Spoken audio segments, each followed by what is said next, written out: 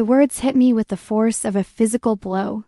My mom said, "Don't make a scene. You were invited for a reason." Her voice was a low, sharp whisper, the kind she used in museums or libraries, but now it was laced with a finality. That froze the blood in my veins, and my dad just laughed. It wasn't a warm, joyful sound. It was a short, dismissive bark. "It's better this way, Olivia. You'd only ruin the photos." The casual cruelty of it stole my breath. That's when I realized they weren't joking. There was no twinkle in my dad's eye, no subsequent hug from my mom to soften the blow. It was a simple, stark statement of fact. I was a blemish to be airbrushed out of the perfect family portrait. I'm Olivia.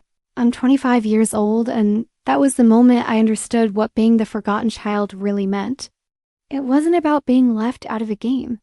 It was about being systematically edited out of the family narrative. It started 2 nights before my cousin Ryan's wedding. I was curled on my sofa, scrolling through Instagram, when a tagged photo from my aunt illuminated the screen.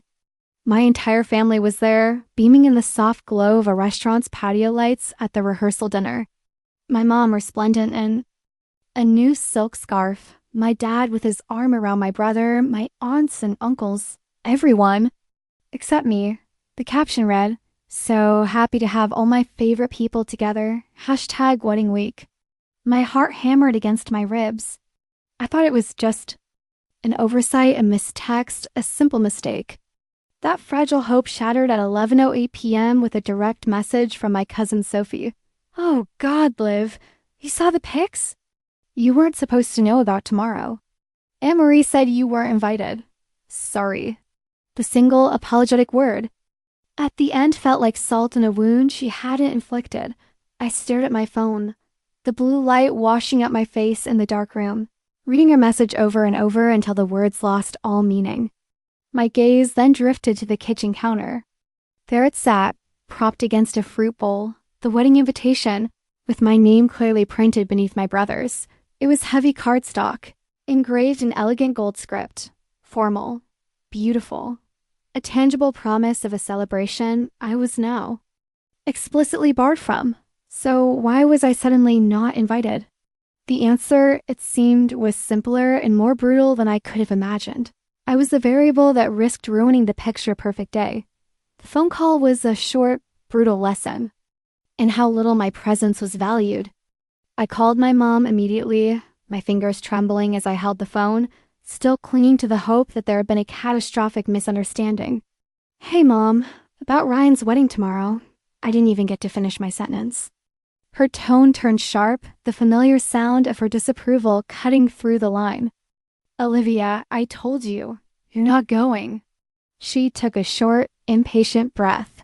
"Ryan and his fiancée want a small, sophisticated crowd. You wouldn't fit in." I blinked, pressing the phone harder against my ear, as if that would make her words make sense. "Not fit in? Mom, he's my cousin. We built Tree Forts together. I went to his high school graduation." The memories felt like weak defenses against her cold logic. "Exactly," she said, and I could almost see her dismissive wave. "And you've changed. You're working in retail now, aren't you?" The question was a deliberate jab. I felt my throat tighten, the humiliation hot and sharp. "Yeah, I managed," my voice barely a whisper. "I work at a boutique, while I finish my business degree. To avoid debt." She sighed, a long, weary sound that implied my life choices were a personal inconvenience to her. "Sweetheart, they don't want people thinking our family's struggling. It's about appearances. You understand, right?" I couldn't. The justification was so hollow it echoed. Because when I looked at the photos online again, I didn't just see a guest list. I saw my family laughing together without a single care, my brother, the lawyer, in his impeccably tailored suit, my parents beaming with pride beside him, and Ryan's elegant fiancée. They weren't just excluding me from an event. They had curated an image of success and unity, and my retail job was a smudge on that pristine portrait. I wasn't just not invited.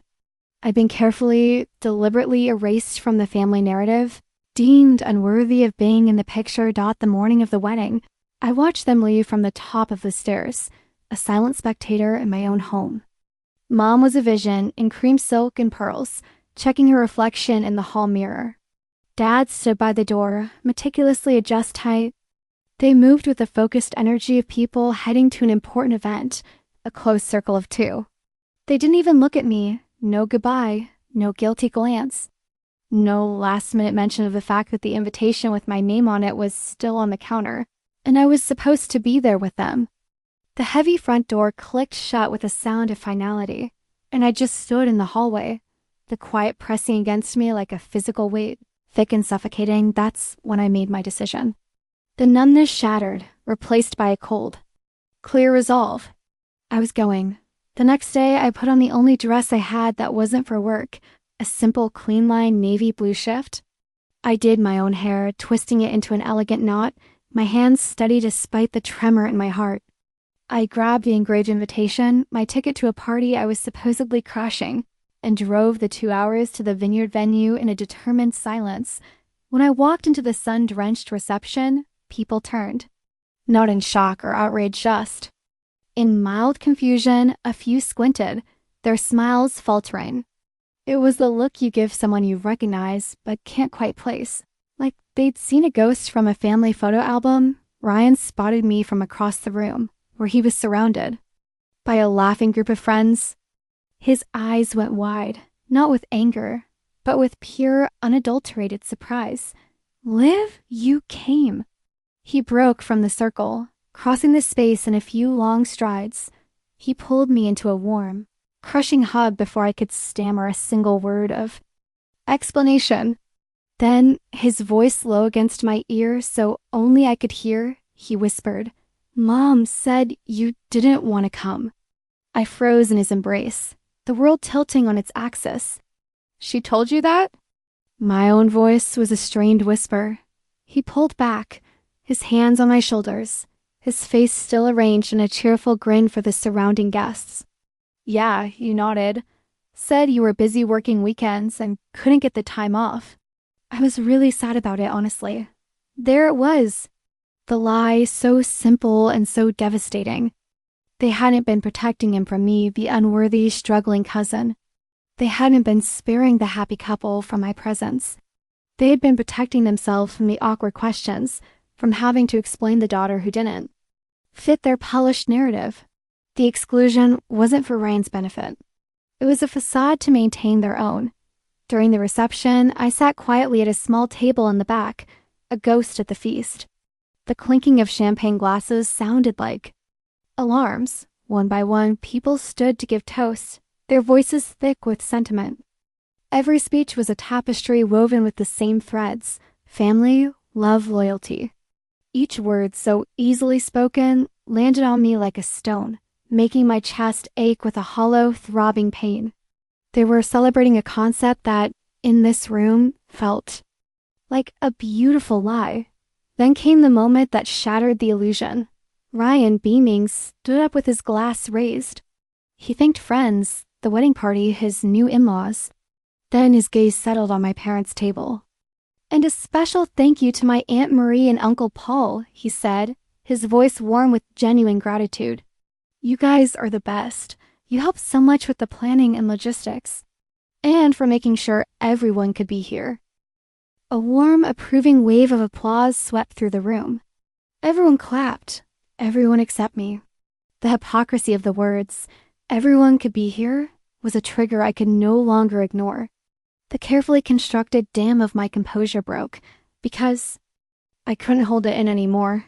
The silence after the applause was my opening.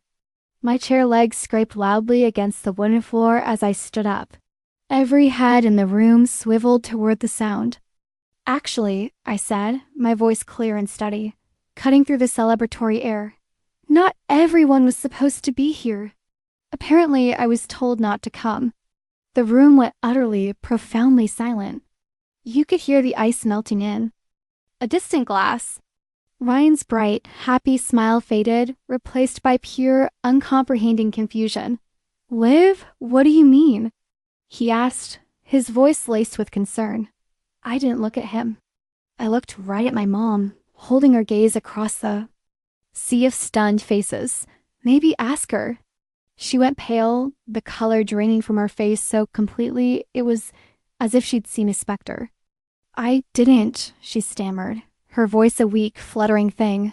But the lie died in her throat. Ryan's fiancée, Laura, cut in sharply, her own face a mask of dawning realization and anger. Yes, you did. Her voice was like shattering glass. All eyes snapped to her. I remember your message clearly. You told me Olivia was too busy working weekends and that it would be awkward to have her there. You were very specific. A collective, sharp intake of breath, gasps, a ripple of urgent whispers spread through the room like wildfire. My mom seemed to shrink, the facade of the perfect matriarch crumbling as she sank into her chair, trying to disappear. Ryan turned back to me, his eyes now full of a pained, horrified understanding. I'm so sorry, Liv, he whispered. The words meant only for me. I had no idea. He crossed the space between us and hugged me again, this time tighter, a protective, apologetic embrace that felt like an anchor in the storm he now knew I'd been weathering alone. Then he turned back to my parents, his jaw set, his voice low but carrying across the silent room. I can't believe you do that. He paused, letting the weight of their deception settle. She's family. The rest of the evening was a surreal, muffled blur of sidelong glances and hesitant smiles. My parents gathered their shattered dignity and left early, their humiliation a tangible chill in their wake. But as the door closed behind them, something in me felt profoundly lighter, as if the truth had finally broken through years of carefully constructed silence, allowing me to breathe for the first time. 2 days later, the healing began with a gentle chime from my phone. It was Ryan. I'm sending you photos from the wedding. You belong there more than anyone. The images that followed were a beautiful correction to a painful memory. There I was, not as an intruder, but as a part of the celebration. A moment later, a second text arrived. By the way, Mom and Dad came over. They apologized. You really shook them. I smiled, tears welling in my eyes, not of sadness, but of profound relief. Because sometimes the only way to stop being invisible is to walk straight into the place they said you didn't belong. Stand firmly in the light and let the unvarnished, undeniable truth speak for itself.